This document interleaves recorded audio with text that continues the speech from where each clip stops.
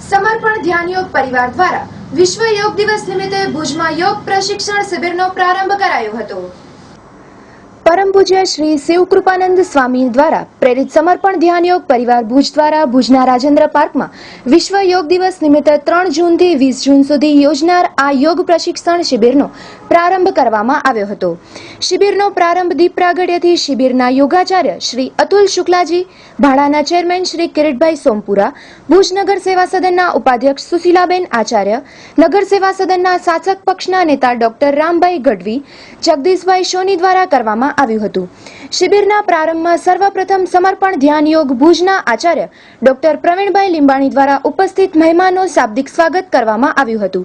તો આ શિબિરના પ્રશિક્ષક શ્રી અતુલજી શુક્લા દ્વારા યોગનું મહત્વ, ભારતીય સંસ્કૃતિમાં યોગનું મહત્વ, તણાવની સમાજ અને મુક્તિ, આનંદ અને અંતર્મન શાંતિ, ત્વરિત વિશ્રામ પદ્ધતિ વગેરે યોગની પદ્ધતિ અને ક્રિયાઓ વિશે માહિતી આપી હતી।